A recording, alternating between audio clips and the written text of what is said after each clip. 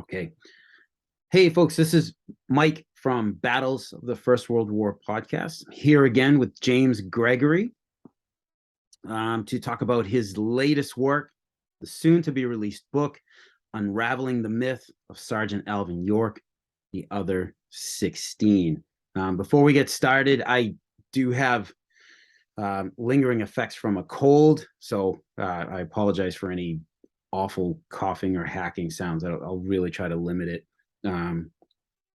But again, James, several times on the show, but if you could, for any new listeners new to the show, could you just give us a brief introduction, man? Sure. No, I appreciate it. I don't know what this is number five, I think now Think that I've, so. that I've been on the show. I think so, So man.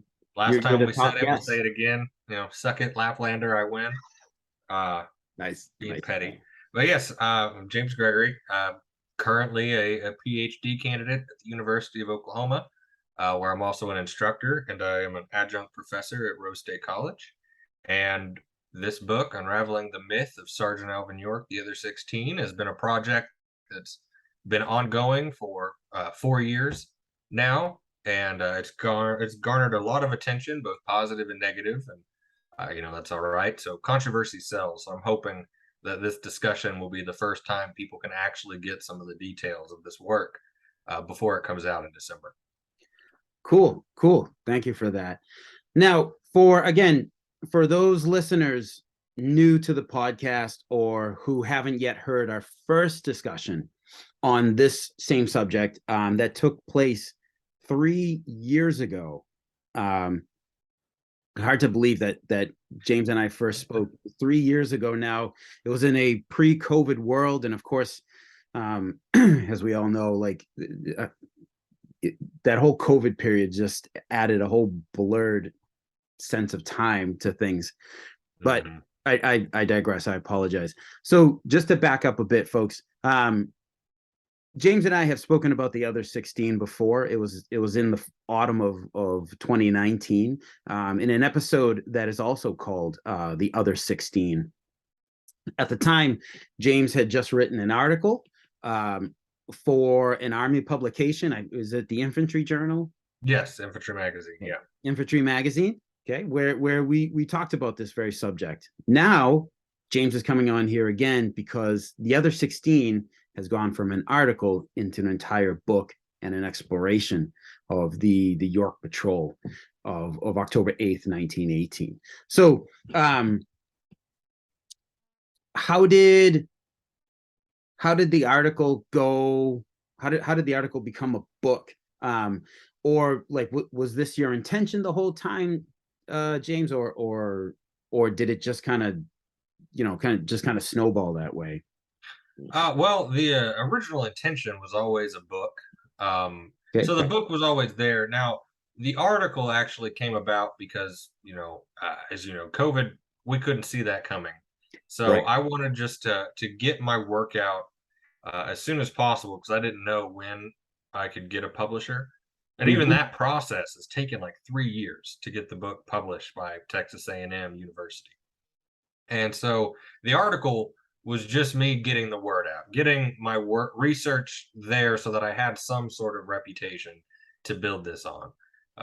But from there to here, I mean, what the book says is worlds apart from what that article said. This has been so much deeper, and I've found so much more information since that article. So the book was always the intention, but basically you could consider that article as the preamble. I mean, if you want, right? It was the first evolution of what this project was, and it also helped me understand and talking with you when we did our first podcast, Yep. that it helped me understand where I wanted to go with this story and what my argument actually was. All right. All right. All right. So James very graciously gave me an advance copy of the manuscript that I have read through um, as thoroughly as I could. I even took notes on it. One thing about this book is that the one thing that really took hold of me in reading Unraveling the Myth of Sergeant Alvin York is that Alvin York himself is only ever in the background. So here you truly do focus on the other 16 men of that patrol. So when and how did the York Patrol story begin to evolve from a day's combat on the Western Front to something bigger? Sure. Well, when I started this, like this is 4 years, and I can tell you the exact moment. It was like September 2018 when I get a Facebook message from Stephen Gerard, who obviously you've had on here from discussing Blancmont, Yep. saying, "Hey, go watch this video." And it was a video of some of the descendants of the other 16 talking about their family members and how the story of Alvin York wasn't as everyone thought it was. And I thought, that was interesting. And I started looking into it, but all I ever knew was York. And all these books were about York and how, backing York's story. So I had no reason to doubt it. So I started this project as a story of Sergeant Alvin York and his day. And I just thought, well, why don't we go ahead and include the other men's story into it just to get a rounder picture? Mm-hmm. But as I started digging into it, and talking to these family members, which the family members had been burned in the past by other historians, other authors that wanted to work with them. The families graciously opened up like the documents they had, and then these authors and historians didn't bother to use it or just ignored it. So it took 2 years. Stephen and I actually flew up from Oklahoma to meet Steve in Pennsylvania, and then we drove up to Massachusetts.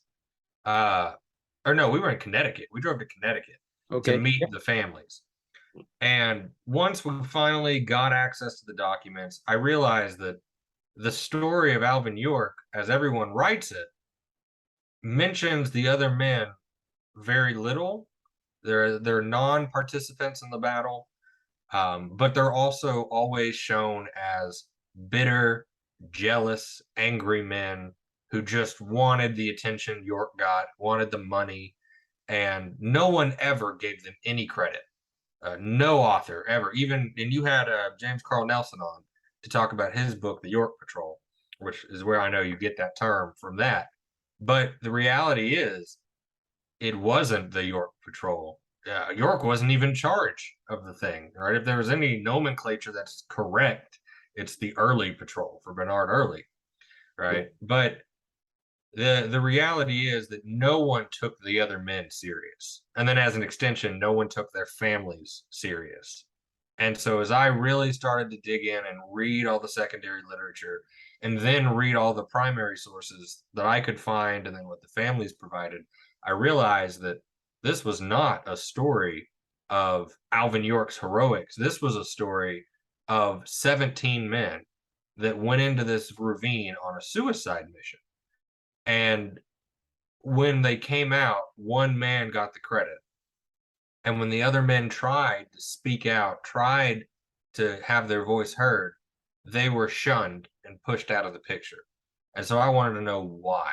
So you're very correct in saying that York is in the background because in reality, the battle is only one chapter. All right. The one thing that all these other authors will dedicate a whole book to, it is only one chapter in my book.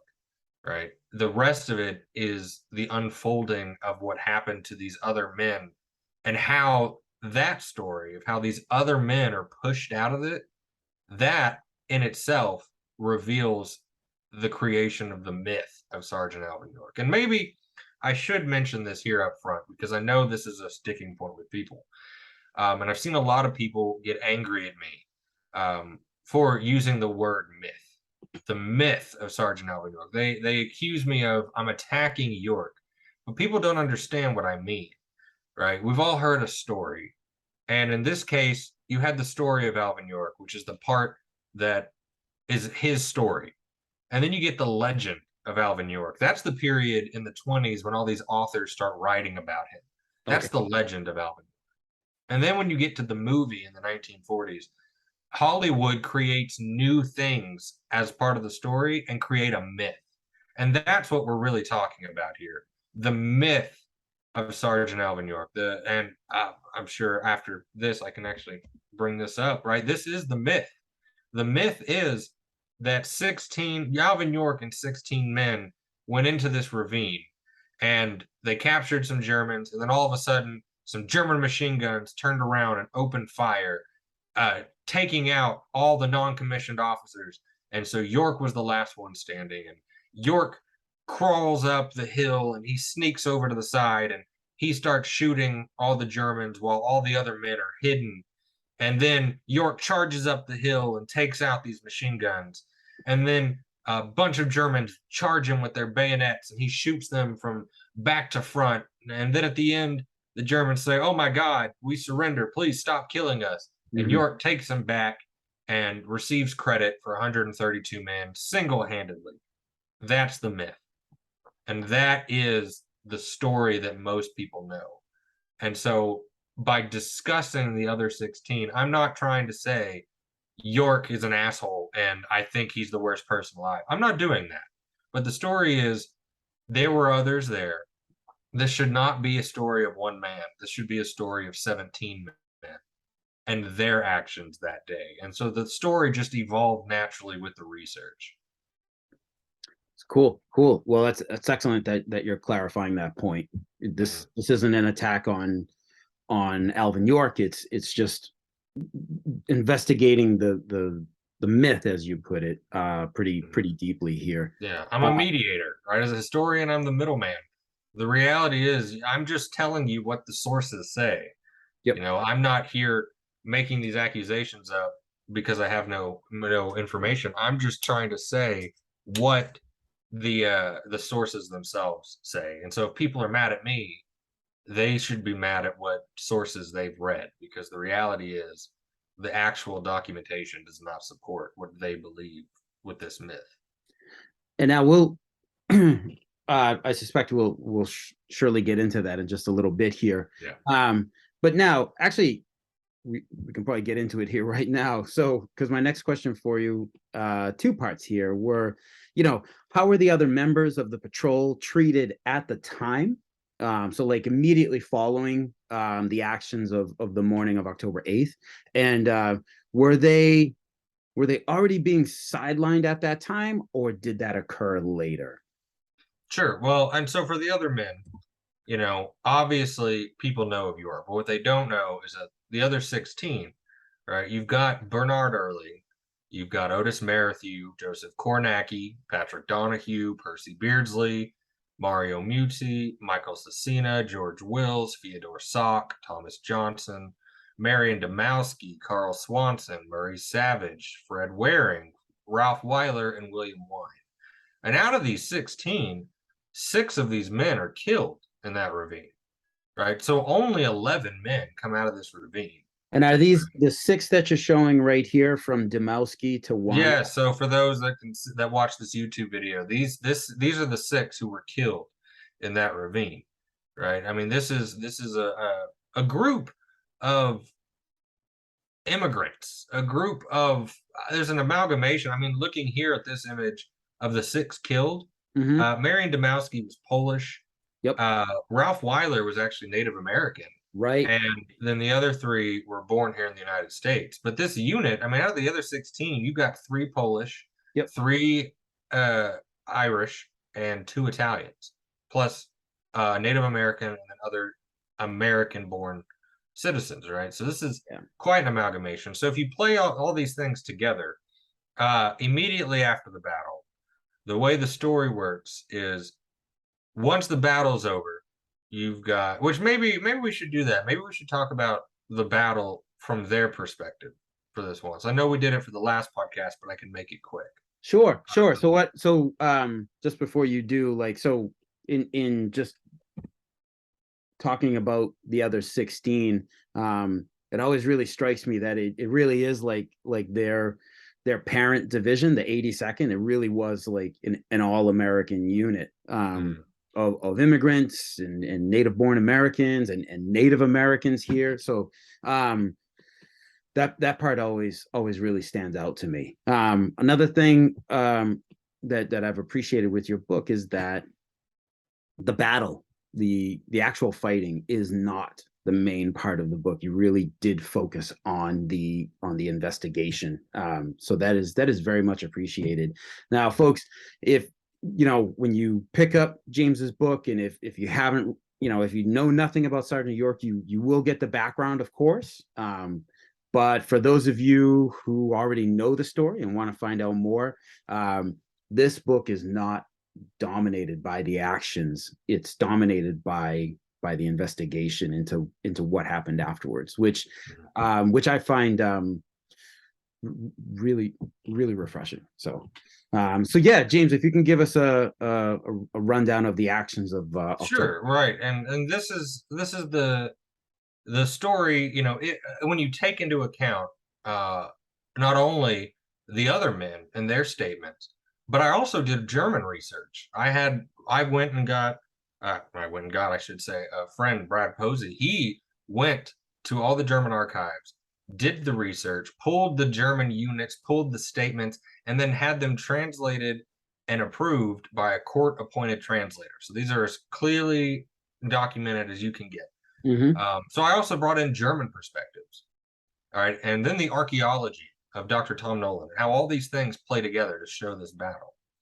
Right. So on the morning on 8 October, it's a foggy morning. The men of the 328th Infantry Regiment are pushing forward out of Chatel Chery, and G Company is moving along on the left flank, and they become inundated with machine gun fire from the hills.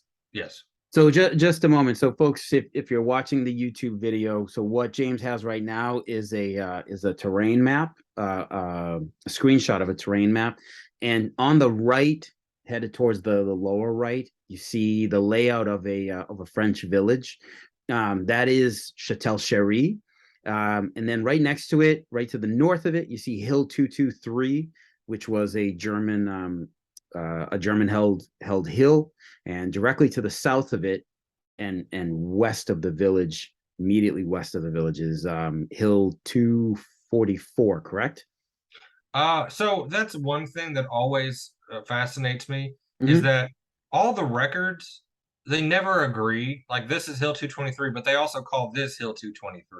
Okay. And so the terminology always pops up. So even for Alvin York, his thing, the whole fight is supposed to happen on Hill 223, right? Yeah. So I've seen that one, but yes, thank you for Yeah. explaining that to this map. But uh, yeah, Hill 223 is this one, but I've also seen it expressed as this hill.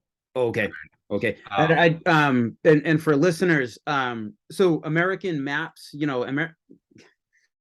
American officers, the AEF struggled with getting accurate maps, and one thing that I've seen is the heights recorded on especially like the ABMC maps, they do not correspond to French maps that cover the very same areas. So, not even the maps agree. But again, yeah. on this map, right hand side, we are looking at Chatel Chery. We've got the two hills, and right next to the village, and those were the objectives. Yeah. And so the main objective that day was the Ducaville Railroad that's on this Yes, side.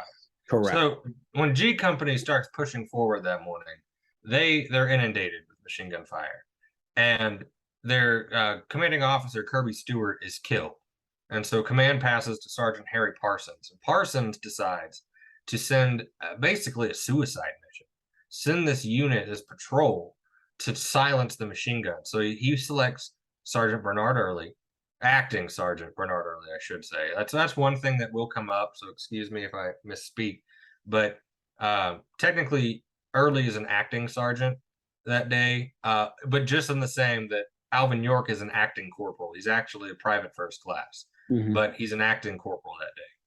So they get tasked. 17 men are tasked to silence them. So Bernard Early, and if you see on the map, it's this purple one. So I'll try to explain it for those of you listening.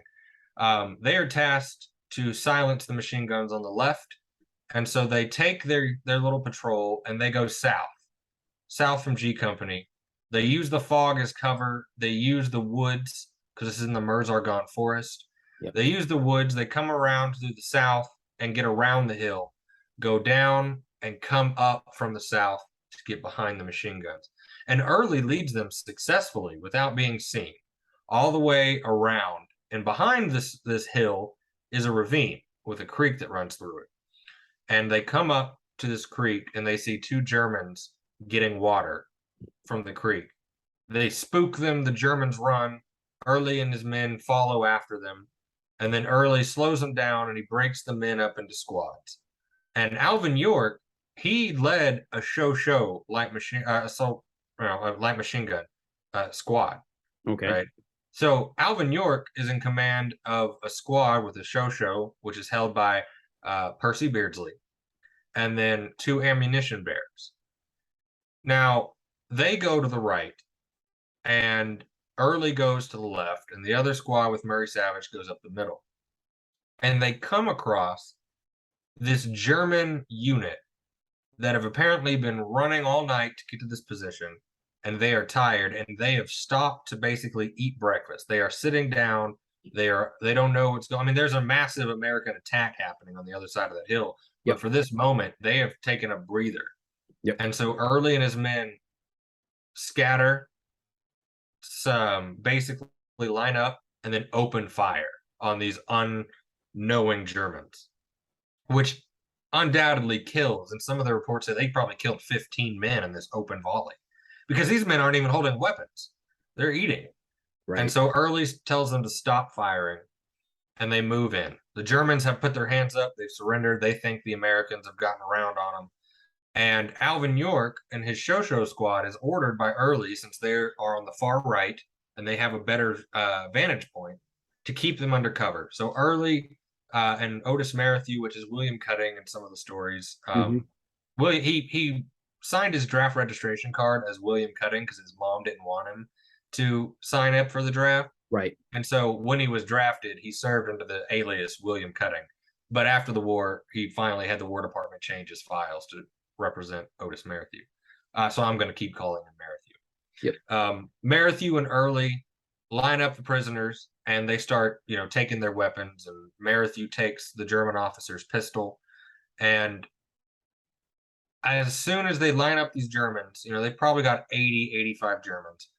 And Early is walking to tell Joseph Kornacki to, lead him out of there, when all of a sudden from the slope, a squad of Bavarian sappers notice what was going on, and they yell out for the Germans to drop. The German prisoners drop to the ground, and these Bavarian sappers open fire. And now, the stories say there were 35 machine guns. There wasn't a single machine gun firing on these men.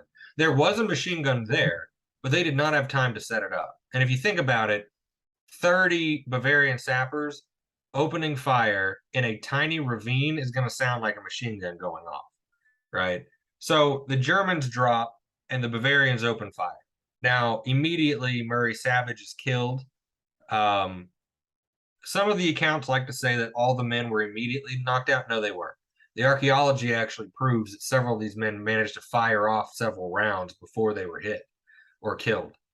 So the men return fire. Alvin York and Percy Beardsley, since they're still in that good vantage point, they have a great shot. And Beardsley has a automatic rifle. So he opens fire with this automatic rifle in the middle of the fight. And something happens, either it jams or he runs out of ammo. His ammunition bearers are both killed. Ralph Weiler and Fred Waring are killed. So he has no more ammo. So he pulls out his 45 and uses it. On the other side, Bernard Early is hit multiple times, 3 times. He's severely wounded. He goes down, but Early is still conscious. And he gives command to Otis Merrithew. Now, Otis Merrithew continues fighting back, and then he gets hit in the left arm. Now, the stories of Alvin York always say that he's knocked out of the fight, but he always said no, he wasn't. It was a flesh wound, and the medical records actually prove that. It was just a flesh wound. Okay. He pulled out his revolver and continued the fight, continued firing back at these Germans, as well as several other men. Now, there were several that huddled around the German prisoners, keeping an eye on them. York is firing back. Beardsley's firing back. Merrithew, Kornacki, Musey, Cecina, Johnson. They're firing their weapons, all involved in this shootout. After 15 minutes or so, the German officer, Vollmer, He declares that he can't. This is ridiculous. His men are getting hit. The Germans are getting shot on accident. And so he yells, blows his whistle, and yells at the Bavarians to stop firing and to surrender, because this is not a good position. So they surrender. They come down the hill, and now you've got 6 dead Americans, and now you've got 11. And out of those 11, Bernard Early is severely wounded. Right. Otis Merrithew's wounded, still in command, because he was given command, not York, like the story says. Merrithew was given command, and Mario Musi, I believe, if I'm getting this correct in my memory, is also wounded. Okay. Right, so you've got 3 wounded Americans, and so Merrithew orders York to march at the head of the group, lead them out, and out of the ravine they go. To the north, they come around, they run into a few machine gun nests, and Volmer is forced to make them surrender. And so they surrender, and the Americans, as they get out of there, a German artillery barrage opens up, so the Americans and the German prisoners have to book it. And in that process, Patrick Donahue gets a piece of shrapnel in his shoulder from this artillery barrage. So now you've got 4 wounded Americans. Well, the Company G had kept pushing, and so by the time they come out of this ravine, they run in to Company G. And at that point, Merrithew is brought over to a first aid station. They get a bandage on his arm. He tells Sergeant Parsons, "Hey, look at here's my pistol. I told you I'd get one." And when he comes out of the medic tent, the first aid station, Alvin York has been placed in charge by Ely. And I'm probably getting the name mistaken. I'm just drawing a blank right now. But they count up the prisoners, and they have 132. Okay. So Alvin York, at that moment, is the only non-commissioned officer, albeit an acting one, that's not wounded. So they say, "All right, York, you're going to take him back." And they give York several other members of Company G to help march these 132 prisoners back. So Early, Beardsley, all these guys walk with them until they get to the road where the ambulances are. And that's when Early, Merrithew, Musi, and Donahue are evacuated. Okay. So now that leaves Alvin York as the only non-commissioned officer leading these 132 prisoners. And when he gets back to the prisoner pen, he's the one that takes credit for turning in these 132 prisoners. Right? That's how it happens. Okay. York gets the credit because he just so happens to be the last one standing when they turned it in. Right. Not that he was the last one standing coming out of that ravine. That's not true. The other officers were there. And it just so happens every author that has talked about it likes to skip over that part. But he wasn't. And so he turns over the prisoners, and they return to their unit. So you asked me, how were they treated immediately after? Now, some of these men, even others from Company G, reported that, when Alvin York showed up, he told the captain Danforth all about how he captured 132 Germans. And the war's not over. So the men that aren't wounded, they get back in the firing line and they continue the attack. Right? Yeah. They keep going. And that's basically the end of it. After they capture their objective, they end up being taken off the line, and then they never go back on because November 11th comes around beforehand. Right. So their war's over. In that time, you get Alvin York telling people about his story, and he tells Captain Danforth, who tells Duncan, Lindsay, all these officers. They start talking about it. In October, York is recommended for the DSC. He gets the DSC, and the Captain Tyler, the divisional chaplain, takes Alvin York on like a 6-week talking tour around France to talk about his religious faith and his own story about how he captured 132 Germans. And the other men are just left out. Right? They're left out of the story. And so nothing really comes up until 1919. Okay. When you start to get the investigation and the Medal of Honor, that's where things start really coming to a head. Okay. Now, in your book, you talk a lot about post-war U.S. Army. So just leading into the next question here is like, why might U.S. Army officers, namely 82nd Division Commander Major General Duncan and his subordinate 164th Brigade Commander Brigadier General Lindsay, why might those two officers have had an interest in making sure that York received a lot of press? Well, that is a great question, Mike. So that's always been my big beef with this story, right? God forbid I question Alvin York, right? I'm not questioning the Medal of Honor. I'm questioning why he got it. And so I got Alvin York's service file. It's also digitized on the National Archive, so anyone can go look at it now. But all the records of his investigation are there. And so I wondered, why is this important? Because all the books and anyone who wants to argue the story, they say, well, there was an investigation. That's the end of it. That's the end all. Right? Mm-hmm. There was a Medal of Honor investigation. How dare you question those officers? You know, they did the work. There's affidavits. That's the end of it. Well, that's not true. None of that's true. And the number one question was, why? Why did these officers want to create this situation where Alvin York gets the Medal of Honor? He's not special. Even if he did do this alone, he's not unique, right? A same day you get Sam Sampler. And I am blanking. He's from Oklahoma. That's why I always use him as an example. And I can't remember if he's 36 or 90th. But 36. on October 8th, on October 8th, he gets the Medal of Honor for single-handedly charging a machine gun and capturing some German prisoners, right? So York is not unique in the slightest. So why? So if we look at Duncan and Lindsay, they have the most to gain.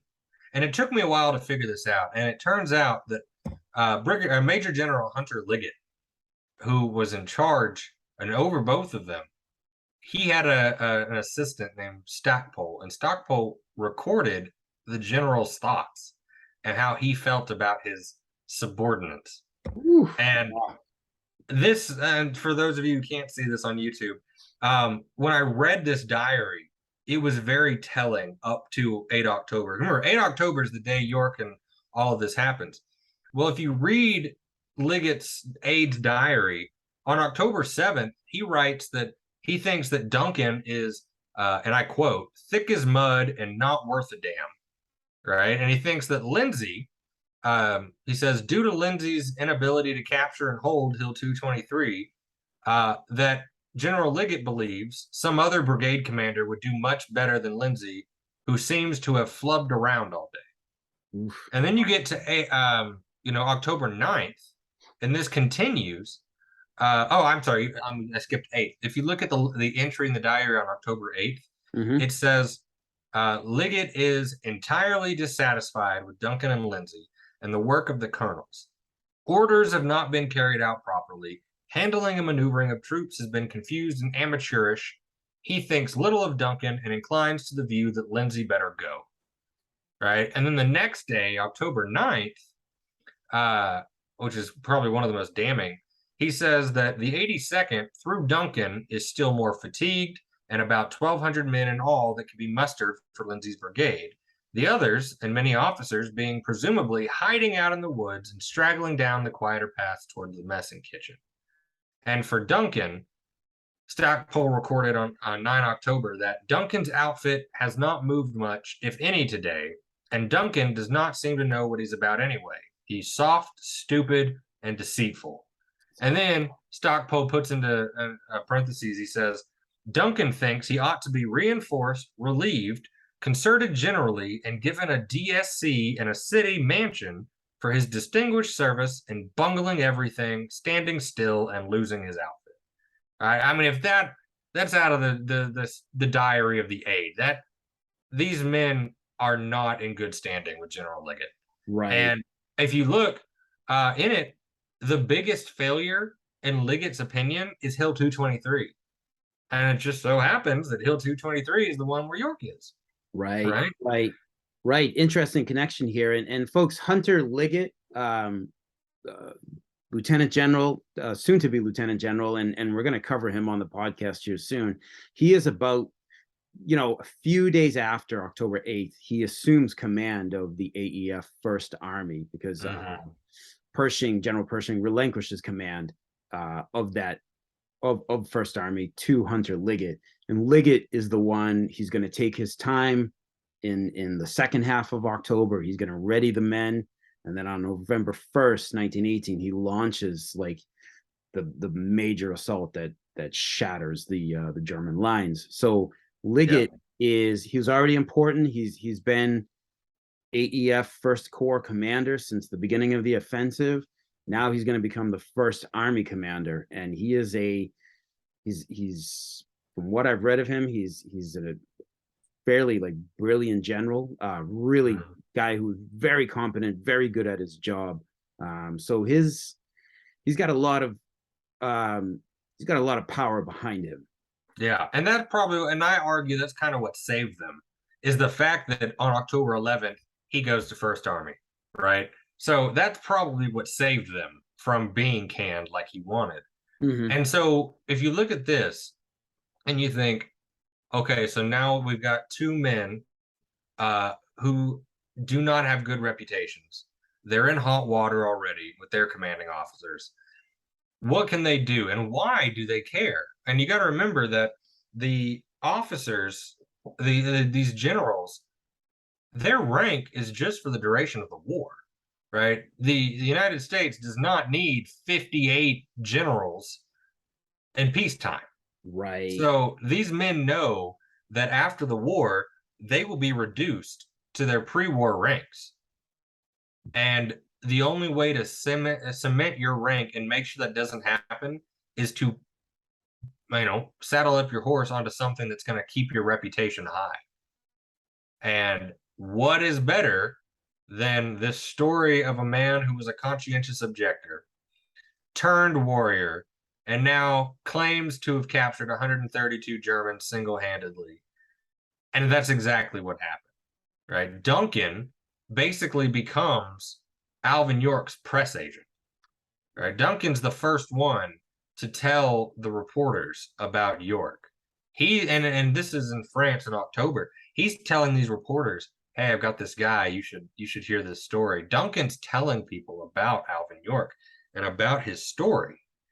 And Duncan is pushing it and pushing it. He's trying to attach himself to this story because, and I could be wrong, and I apologize if I screw this up, but I think Alvin York is the only Medal of Honor from the 82nd, or there's two of them and the other one was killed. I'm gonna have to research that as well. Let me I'll have to check that. I knew the answer, but I should have thought about that. Either way, he's an important figure here, right? And so you fast forward to February of 1919, and all of a sudden, you get Captain Danforth putting in a recommendation that Alvin York should be given the Medal of Honor, right? And what's important here are the dates. So I want you to keep the dates in mind, right? Danforth puts it in. York should be given the Medal of Honor. This is on February 5th, right?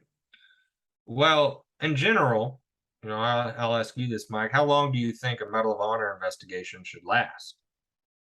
My understanding is, from what I've seen, is it can take years sometimes. I mean, I'm not even talking about World War I guys, but we have a senior NCO who just earned posthumously, the Medal of Honor for actions in Iraq that he undertook in 2003 or 2005. Our friend Stephen Gerard actually served with this gentleman. Sorry, I don't want to mispronounce his name right now. But that investigation took years. Years, right? And let's say it's even in wartime or in peacetime. Either way, weeks, right? All these things, right? So keep that in mind, right? So February 5th is the day that the document says it is recommended that Sergeant Alvin York be awarded the Medal of Honor. And they say, okay, start the investigation. So then February 6th, you get these documents, the affidavit. Okay. And there are 6 affidavits, right? And I'm going to use affidavits in quotes. This is what everyone refers to in the story of Alvin York. They say the other men signed affidavits to Alvin York. Well, if you go pull the affidavits, they are not the personal affidavits of those men. They are Alvin York's statement. That's it. They're all identical. They are not the individual perspective. They are not Fyodor Sock saying, "Oh, I saw Alvin York do this," or Bernard Early saying, "Well, I saw Alvin York do this." They are Alvin York's direct statement. So what Alvin York says, and then the men are signing these. Now, even some of the men don't even agree they signed these on purpose or that they signed them at all, right? Fyodor Sock here, he's listed as with an X. This is his mark because he can't sign his name. That's bullshit. He signed his draft registration card, right? He knows how to sign his own name. And because a lot of immigrants were in the 82nd, Camp Gordon had an English school that taught all of them how to write and speak English. So by the end of it, all of these immigrants should at least know how to sign their name. And so to find that there's 2 of these affidavits signed with an X as if these men are just illiterate immigrants is ridiculous. But that's, another point. Yep. Either way, you have these affidavits on February 6th, or these sworn statements, right, on February 6th. Then on February 7th, you get this investigation team going out with Alvin York to the site and having York show them around and tell them what happened. And after this little trip with Alvin York, no other men, mind you, only York is invited. Also, they never asked Bernard Early or Otis Merrithew, the other non-coms, for a statement, so they never got statements. And they never asked Johnson or Musey, right? So they automatically didn't even ask those guys. But after this little, jog around the area, you get the document that same day, February 7th, saying, I personally investigated this case, and in my opinion, the conduct of the soldier merits the Medal of Honor. All right. That is 3 days. February 5th, I recommend Alvin York. February 7th, we've completed our investigation. 3 days. And if you really think about it, that means those statements that were signed on February 6th, the officers had already taken Alvin York's statement, wrote it down, had the men sign it before they even went back to the site to do an investigation. So if there's ever a case of blatant, we've already decided York's going to get this, it's this, right? Those statements were already written up and signed before they did the investigation on the site, right? That's ridiculous. And it shows that these officers are trying to push Alvin York's Medal of Honor. And like I said, the men take issue with this. Here, I'm sorry for those of you on the podcast, but for those of you looking at it on YouTube, that's Fyodor Sock's signature on his affidavit. And below is his registration card that has his signature, right? This is ridiculous, right? There's these issues. So either way, the investigation is a sham. That is not an investigation. That is some officers who decided to do this, and they just need to make a token attempt to look like they did an investigation. And on that investigation was a man named George Petullo. And George Petullo is going to be the one who creates the myth of Alvin York, because he's there talking to York about his story and writing about this conscientious objector. And he writes this story, The Second Elder Gives Battle, which is published in April 26th of 1919. This is the thing that creates Alvin York's reputation back home. And the other men are not included. They are included by only some mention. Oh, the men hid behind a bush, or they are non-participants in the battle. And then at the end, he includes these affidavits as if they support it, right? But the army, even Pershing wanted these officers to do an investigation to see if any of the other men deserve medals, and they came back with no, they don't deserve any medals. Now, by the time it got to Lindsay, he Mhm. changed it from deserves no medals. He changed it to uh, does not deserve the DSC, which led him the ability that he did actually write 5 of the men for general orders, which later qualified them for the Silver Star. But only Percy Beardsley, Kornacki, George Wills, Patrick Donahue, and Mario Musi or Cecina. I'm sorry, Cecina is the one that's gets written up.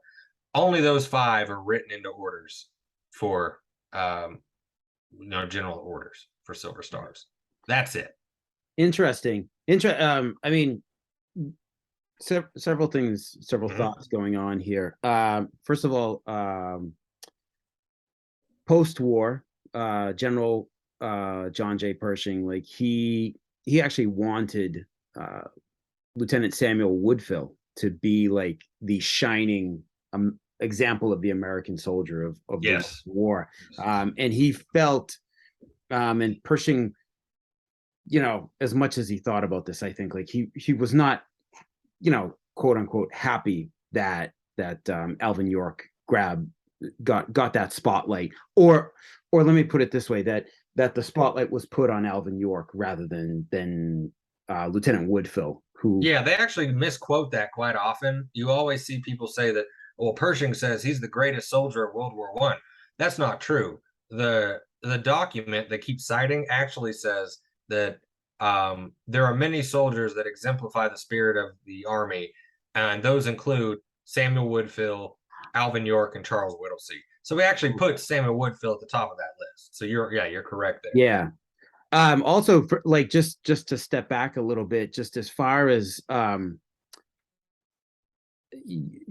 officers kind of pushing this Medal of Honor investigation in just a few days. It just makes one thing that came to mind while I was reading Unraveling the Unraveling the Myth of Sergeant York, came to mind. Now, for listeners, like, I'll have you know that the United States Army is an organization very near and dear to my heart. I served in that organization. Now, that organization is staffed with human beings, and human beings, despite, we try our best. Sometimes we stumble. It made me think of 2004, the war in Afghanistan, with Pat Tillman. He was the former football player who went on to become an Army Ranger. And I remember at the time when he was killed, that the story was that he died fighting the enemy, the Taliban. But then, and I remember being, at the time being disappointed to hear later that he actually had died of what turned out to be friendly fire. So I want listeners to make their own decisions, but these things happen. Sometimes stories are pushed, like a narrative is pushed. I mean, we all know it. So I just wanted to make that comment there. Absolutely. Now, to bring it back to George Patullo, now he is another interesting case, because like he got exclusive rights to tell this story, correct? Yeah, it was part of the agreement. He would write about it if he was the only one allowed, which is kind of funny because he's not even the first. Technically, Chase, Cummings Chase, he wrote an article about York. It's very small. It came out like a month before Patullo. But yes, Patullo's thing was, I will write an article about this, but I want exclusive rights, and I want to be the one that puts this out first. Which is interesting you bring that up, because in my research, I was sent George Patullo's original draft that went through the censor. And so I can tell you that details, like including the number killed and how much York did, was edited. It was not in the original story. He changed the numbers for by the time it got down. And he did that because while he had exclusive rights, Duncan and Lindsay, especially Duncan had to sign off on it. So he could not, and this is not just me telling, I mean, this is what York and Duncan both said in public, that that story would not be published if it was not okayed by Duncan first. And therefore, it follows the story the officers want told, that Alvin York did this single-handed and that he deserves all the credit. Isn't that something? Wow. Wow. Mm-hmm. Wow. Wow. All right. George Petullo's story breaks. This is the story that helps put York on the national map in the Right. national consciousness. Of course, we get into the 1920s. York is a very popular figure. He is an American hero. Now, books are written about him. We have Scahill's book, and we have, who's the other gentleman's name? Cohen. Cohen also writes a book about him. These and Cohen's first. Yeah, Cohen's first. Cohen's first, and then Scahill. 28, yeah. And these books throughout the 1920s, they help create the legend of Alvin York. Yeah. Now, can you, moving into the late 1920s, can you tell us a bit about the U.S. Army War College's exposition of 1929? Because this also helps. Yes, absolutely. Well, and I'd like to bring up with the Cohen and Scahill real quick, that Cohen in his book, he's actually the one that invents the turkey shoot, where York shoots the officers from back to front. Yep. Cohen made that up. The early stories, Petullo and even G. Edward Buxton's 82nd Division history, simply mentioned that some Germans were running up the ravine, and York saw them and he shot the officer and then shot a couple others. And there's no back to front. And those articles, like Petullo, he just says York's skill is from all the shooting he used to do back home. And then somehow Cohen took it and changed it as a back to front story. And then Thomas Scahill in 1928, when he wrote it, he wrote this book about York. He invents a lot of that mountain dialect. Right. He didn't really talk like that.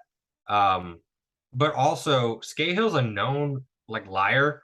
The biography on Scahill is all about the fact that his entire life he kept getting in trouble for making up lies and changing facts. Kind of like the fact that he was an Australian, served in the Australian Army at Gallipoli, and then he lost his vision and became this really famous blind poet. And then he's in the United States and he miraculously gets his vision back.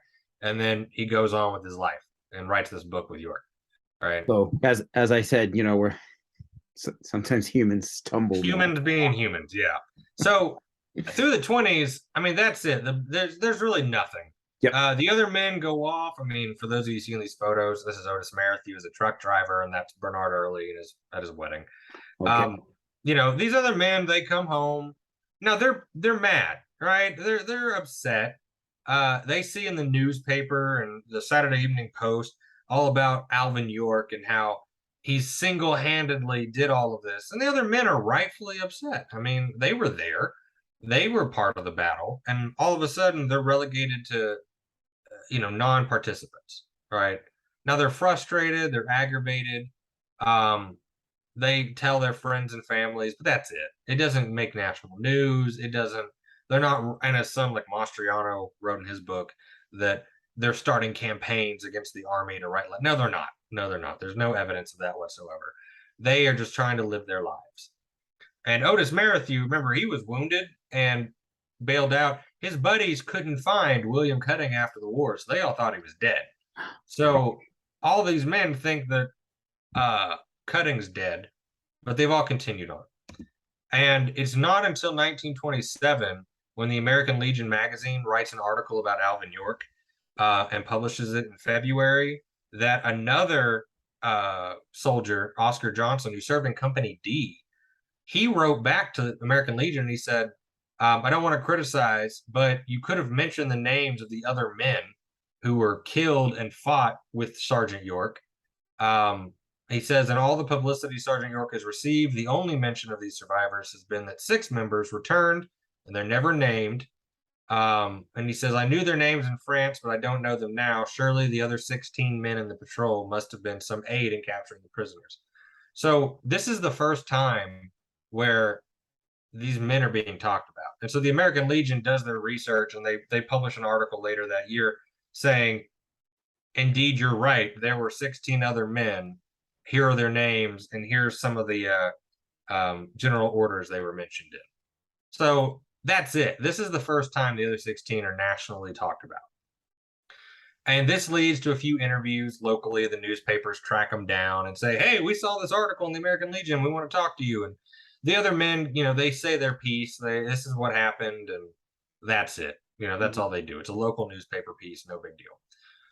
1929 rolls around, and the U.S. Army War College wants to host an event, and they decide they want to bring Alvin York in. And so they're going to do an event, breaking through the Argonne with Alvin York, and it's going to reenact Alvin York's heroics. Scahill's book had just come out the year before. Alvin York is trying to establish a Bible college, and so they're going to use some of these proceeds to go to this Bible college. Cool. So they need to first do the research to stage it. And Henry Swindler, the officer assigned to do the research, he finds that all the records are too confusing and that there is no actual evidence of what happened. And so he writes letters to he writes to Parsons, he writes to Duncan, to Lindsay, to G. Edward Buxton, and says, hey, can you help me out? And they reply with, we could tell you where the battle was, but it's the chaos of war. Not even York can tell you what actually happened in that ravine, right? So they're just going to make it up, basically. And they're going to use Scahill as the source. Yep. So they decide, in their infinite wisdom in the War Department, that we should invite the other men. One big reunion. That'll be great for the news. So they send out invitations to these men. And they can track down most of them. Some of them they can't get a hold of, like Thomas Johnson. Mm-hmm. And some of the men accept. And so, Merrithew accepts, Beardsley accepts, Early accepts, Wills and Kornacki, they accept.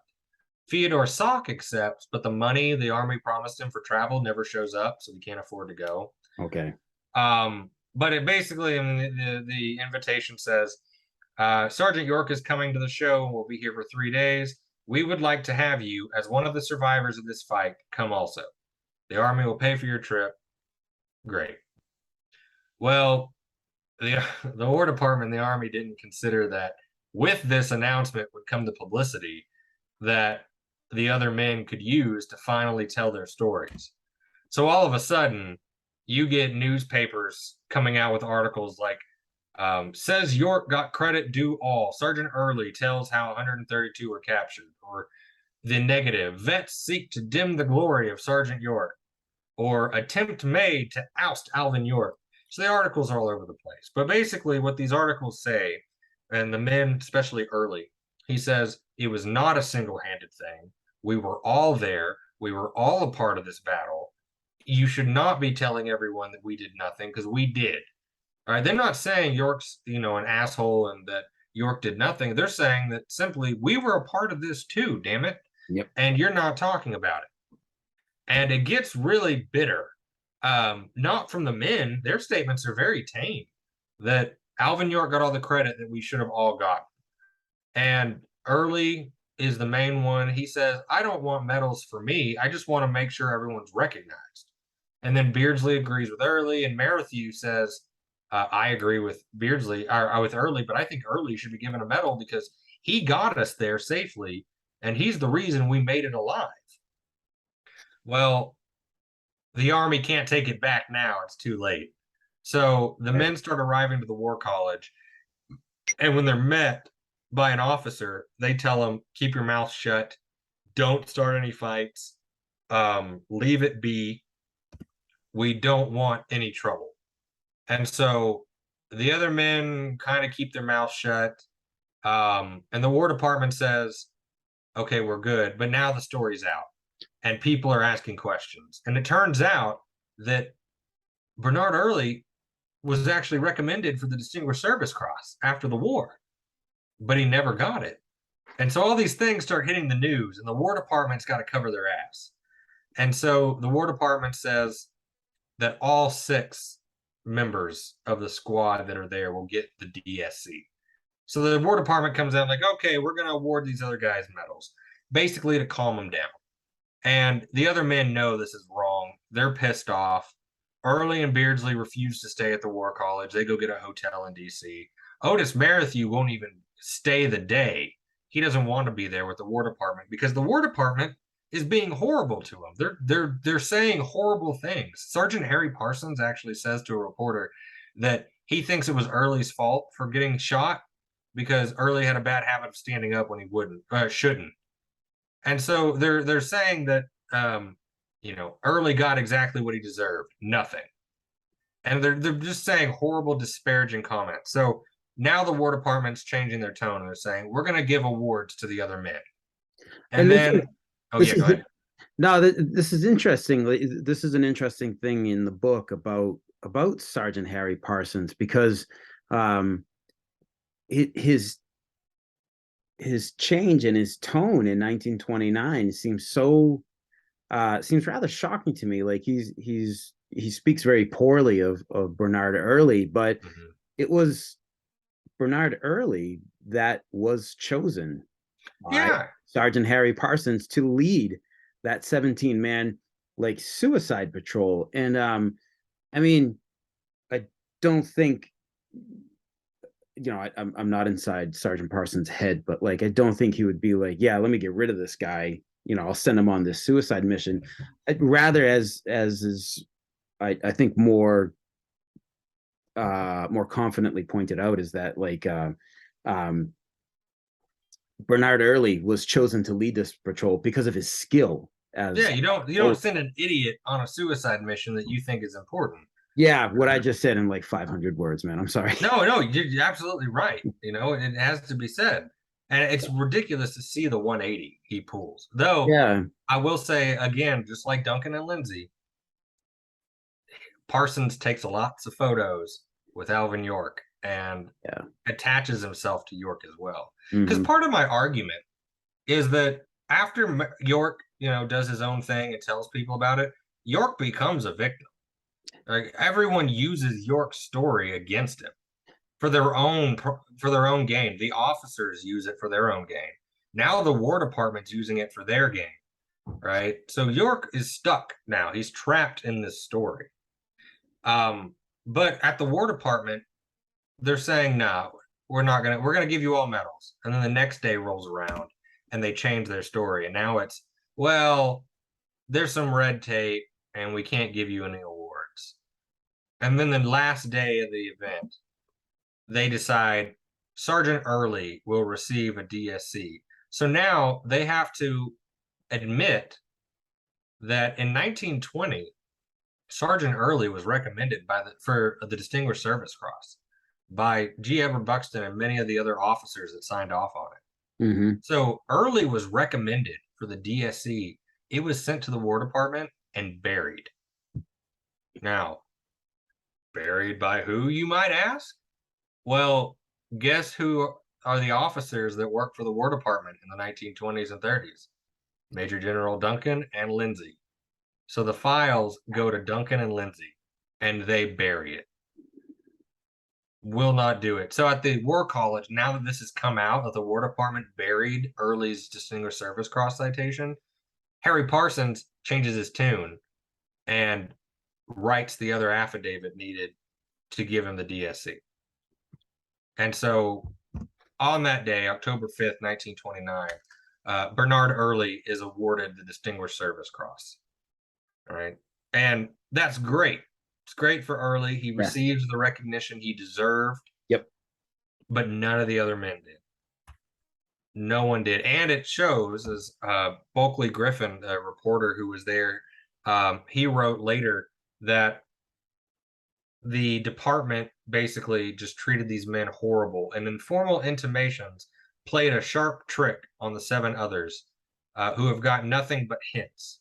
None of them will reply because they think they have a chance of getting an award. But the fact is, they were hushed up in some way, right? Everything was serene on the surface, but that apparent serenity hid a good deal of devious maneuvering. All right, so that's on the part of the War Department. The War Department is playing this up that, he says right here, today, one of these same officers who had threatened insurgency and called Early, quote, all sorts of names and said he got all he deserved, nothing. That would be Parsons. Today, one of these same officers admitted that he was the one who recommended the medal for Early. Right. So there's a lot of you got caught, and now you've got to own up that it wasn't single handed, that these other men deserve recognition. And so after that, the doors open and the other men want their credit. Now, Bernard Early, he goes back to New Haven and they actually celebrate Bernard Early Day. Right. And great. They have a parade and they invite York. He never shows up. Buxton's invited. He sends a letter, but Merrithew goes, Beardsley goes, and there's this big celebration for Bernard Early. Right. But now the word's out that there were other men involved with Alvin York. And so that November 11th, there's an article nationally syndicated about these other men and what they've been doing. And while Alvin York has been given ranches and homes and all this money, the other men, are getting by, barely. And that's where we are now, the 30s, where these other men have been pushed aside by the War Department and lied to and told they'd be getting awards they never got. So we get the 30s. You've got the War College, this sort of like public relations fiasco here for the War Department. The men don't get many of the men, other than Bernard Early, they don't receive the recognition that they felt due to them. Right. And the Army talks about how like there was a time limitation on when the DSC could be awarded. So yeah, sorry guys, time limit ran out. We can't do it now. So and they're sent shuffling off. So we get the 1930s. Now, of course, in the 1930s, Germany begins rearming. The Nazis rise to power. And by the late 30s, storm clouds are brewing. There's another war coming. Yeah. Now, want to move into talking about the Sergeant York film. So,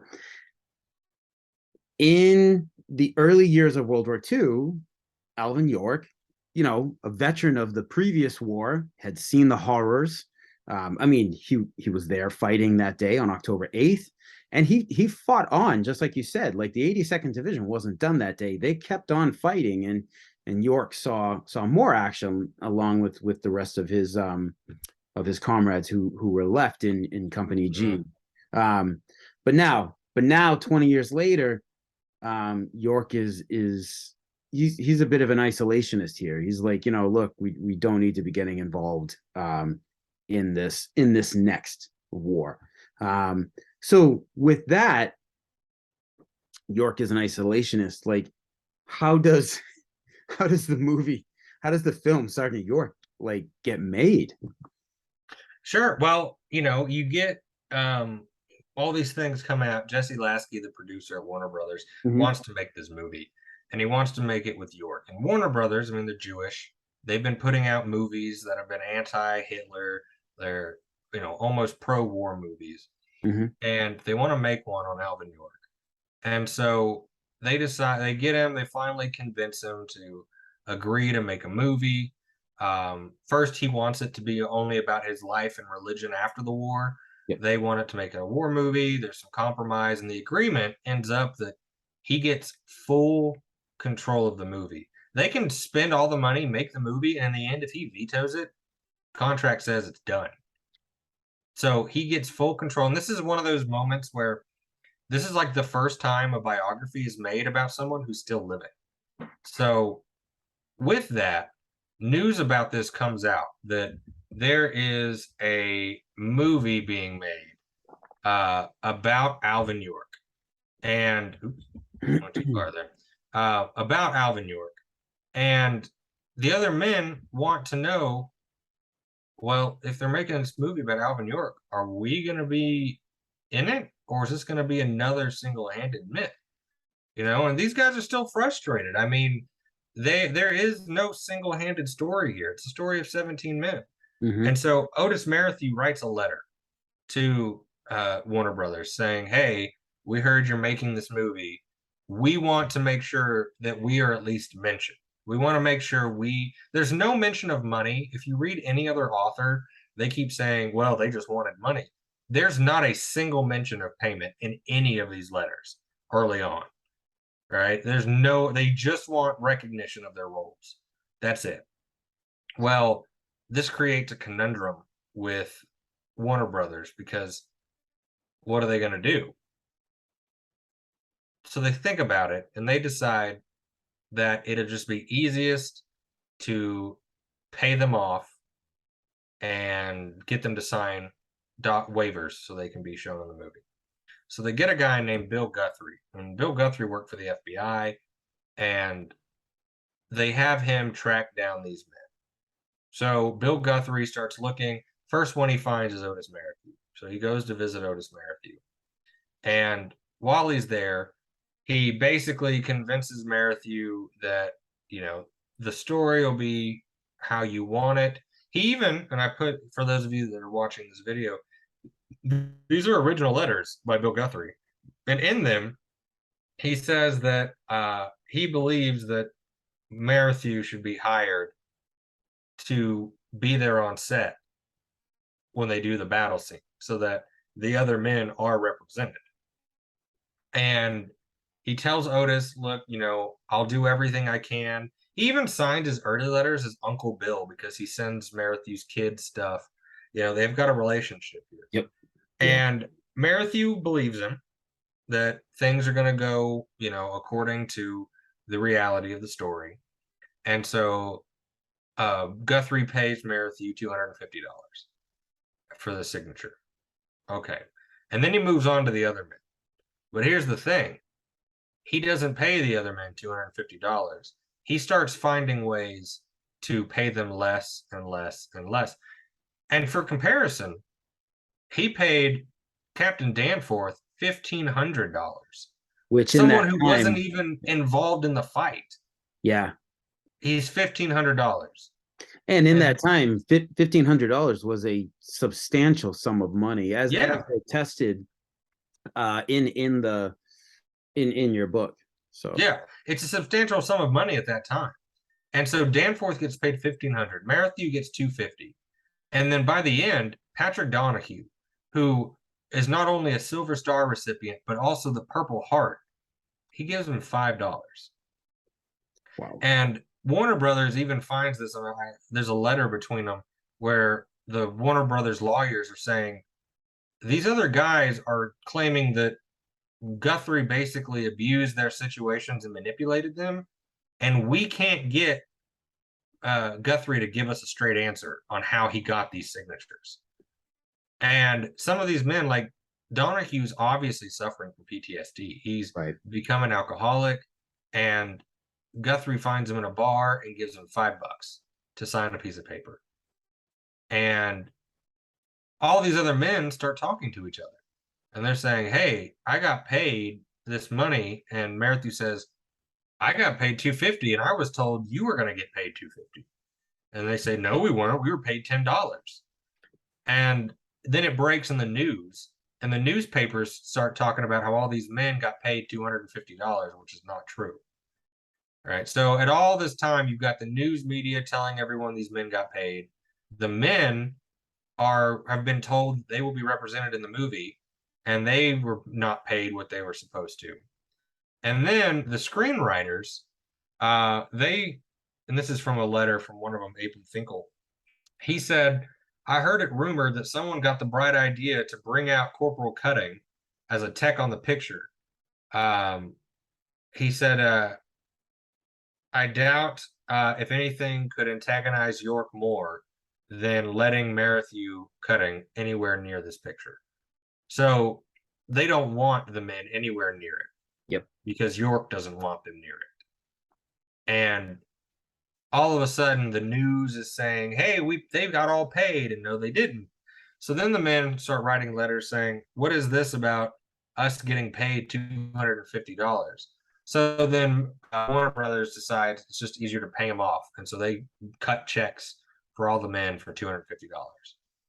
And then they make their movie, and if you've seen the movie, uh, there's it's horrible. Early is being seen as this drill sergeant who hates York for his religion, which is not true. The other men aren't even mentioned. Early's the only one really pictured. And then at one point, York says, cutting, Kornacki, Donahue, go guard those men. That's it.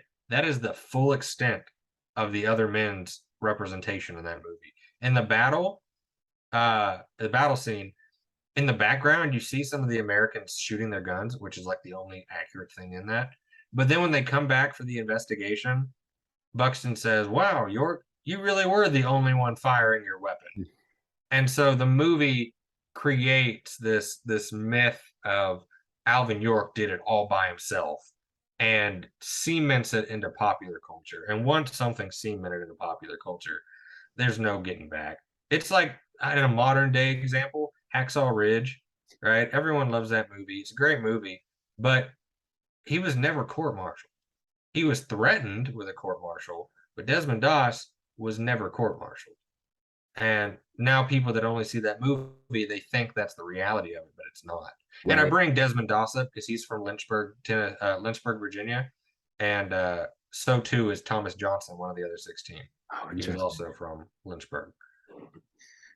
But I mean, that's the movie. It comes out, it becomes super popular. The Army uses it as a recruitment tool. Gary Cooper wins an Oscar. Huge movie, and the other men are nowhere to be seen in it. Wow. Yeah. Yeah. So you put in that book that Sergeant York, the film, really cements, and as you said earlier, it now creates the York myth, the myth of Sergeant York. Now earlier, I had our next question here was stating that you said in your book that Alvin York himself is a victim of the myth, and you've discussed that, like, like he gets pulled into this as well, and the events kind of he's like dragged by the wake, of this ship that's just plowing forward, like with the story of him. So I found that an interesting take on and rather fair in your work. Can you tell us a little bit about Otis Merrithew and his ordeal to get an even lower medal than what was originally suggested in the last decades of his life? Sure. So Otis Merrithew basically, I mean, he becomes the voice for the other men. He's the one writing the letters to Warner Brothers. He's the one, trying to say that, look, we were there too. York is not single-handed. And he puts the blame on York because in his mind, York's the blame. Now we can look at it with hindsight 2020, and I can tell you that York was also a victim. Now it doesn't, say York's not to blame partially. I mean, he's the one that created the story, but he becomes a victim of other people's ambition. And Merrithew fights. I mean, Merrithew was the one in charge. Early even signed an affidavit in 1929 saying, I gave verbal command to Otis Merrithew. And I've even found accounts from other men who said that they saw Alvin York or Merrithew come out of the woods yelling at people, giving orders. Right? He was still up and active and a part of this. He was not out for the count. Right? So Merrithew really was the most vocal. And with that, Merrithew tends to be like the bad guy in all the stories. Well, he never got any award. Nothing. Never a medal, nothing at all. In the 30s, G. Edward Buxton had actually recommended him for the DSC, but they told him, no, sorry, it's past the due date. Doesn't matter. Buxton actually wrote to General Lindsay in the 1930s, and Lindsay told him that he should have recommended all of the men for a Silver Star. So there are documents in the War Department showing that Merrithew should have been given a medal. Never did. And in the 1960s, people start to think about the other men. And when York dies in 64, Yeah. okay. Before. When York dies, people start talking about York again. He comes back into the news. And they think that Percy Beardsley, and this is an image of Beardsley right after the war and then in the 60s when he's older, that Beardsley is the last man standing, but he's not. Merrithew's still alive. But the men have gone. I mean, the movie cemented the myth, and that pushed the other men out of the story, right? That's it. There's another war going on. The men do their part. Like Otis Merrithew works in the Boston Naval Yard for the war effort. So does Beardsley. You know, they all try to do their part. So in the 1960s, with Alvin York's death, Merrithew sees it as an opportunity for one last attempt to get some sort of recognition. And so he starts, his daughter actually writes letters to Ed Kennedy, Senator Ed Kennedy, mentioning her grandfather or her father, and nothing comes of that. Ed Kennedy says, well, I can see your files here that you were recommended for the DSC by Buxton, but there's nothing we can do. And there's even signed affidavits. Merrithew got signed affidavits from 5 of the other men that agreed that he was in charge, not York. And then Buxton wrote an affidavit, and 5 men signed and had them notarized to those. Right. So there's documentation to prove Merrithew's telling the truth. But the government won't do anything about it. Too bad, so sad. Well, then Merrithew takes one last shot, and he writes a letter directly to President Lyndon B. Johnson. And Johnson orders them to look into the case, sees that he had been recommended for a medal, and in 1965, Merrithew gets a letter from the Department of the Army saying that there's evidence that you should be awarded the Silver Star. So then what they say is, our records show that you were previously informed that to be considered for the award of the Distinguished Service Cross, you must have recommended it within the time limit. So basically, they're showing that a recommendation on your behalf was received in 1932. This is the Department of Army saying it out loud. We received a recommendation for you to get the DSC. But the only reason you can't get it with all these affidavits is because it was too late in the time. Man. Which I will point out, that law has been repealed, was repealed by Bill Clinton. So he could still be awarded his DSC. Even based today. upon to this day. Now, granted, his file was destroyed in the National Archives fire. Oh, okay. But I've got signed letters here from the Department of the Army that prove there was a recommendation in his file, right? And it is signed by the Adjutant General, right? But on October 21st, 1965, Otis Merrithew goes down, and he is awarded the Silver Star. And you know, to him, his grandkids still talk about it. The little kid here in the photo is grandson Jimmy Fallon, not the famous Jimmy Fallon, but right. His grandson. I talked to Jimmy, and Jimmy remembers this, and his daughters remember it. How proud he was that day. And there's this really annoying quote by this really crappy author, Robert Cahill. Douglas Mastriano uses him as a quote. He quotes in this event that Merrithew says, there was one man that deserves all the credit, and that's Alvin York. He almost captured the whole German army by himself. That's not what was said. I actually pulled the Signal Corps file of what was said at this meeting, and in fact, that was never said by anyone. And Otis Merrithew closed it by singing his favorite song. He made a speech about draft dodgers during Vietnam, 65. Right. And then he sings a song, and that's how they close it.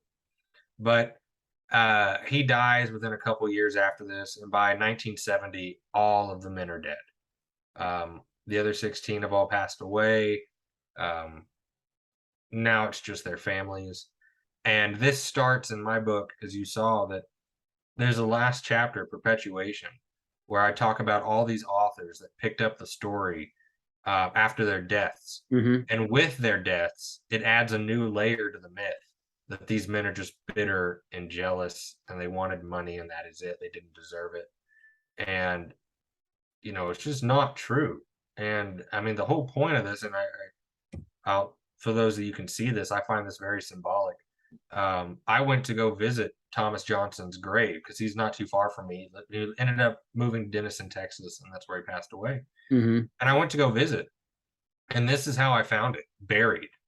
Wow. Right? He was. I mean, and when I say buried, I mean for those of you who can't see this photo, his headstone was completely underground except for the top inch of white marble.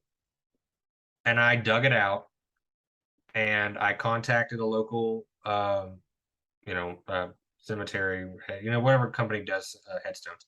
Mm-hmm. And thanks to the donations from Mike Birch and myself, we paid to, and his brother, Thomas Johnson's brother, also served as a medic, and they're buried next to each other. So we paid for both of them. And he went out there, dug up their headstones, put a concrete slab, and placed them on top. And I think that's very symbolic of what I've tried to do with this story is that these men have been buried by history, by authors, by 100 years. Yeah. And the whole point was to bring them to light, to bring their story to light, and show people that it is not a single man. It is 17 men who went into that ravine. And after the war, it was the commanding officers, the War Department, Hollywood, and then authors and historians that tried so hard to push these other men out of the story because they never bothered to take into consideration their perspective. There's 17 men. Why on earth are our history books written on the perspective of one and ignoring the 10 other survivors?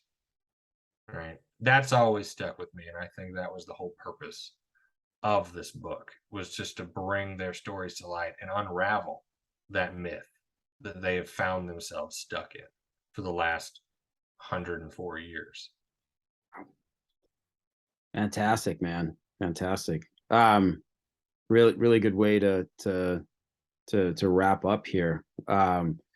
By literally trying to dig these men out of the dirt of lost history, like and keep the memory of these men alive by speaking their names. So it's fantastic. So the book, James, Unraveling the Myth of Sergeant York, the other 16. It is not out yet and will not be out at the time that this podcast episode is released. When will it be released? Well, it will be released on December 19th, but it can be pre-ordered now. So if anyone listening wants to pre-order, I mean, Amazon, Barnes & Noble, Texas A&M University Press, their website. Mm-hmm. You can go to Walmart and Target.com if you really want to order a book from there. But the book is available for pre-order. And one thing I did want to mention too with all this, if I may, is that while I wrote this book, and it's been 4 years, that the reality is this has been a major group effort. This is not just me building on. I mean, you play your own part in this. You were the first person to give me an avenue to speak about this publicly, even before my article, because that's when COVID hit, and COVID pushed my article a year, and so it never even came out when we were supposed to. So you gave me an opportunity to talk about this.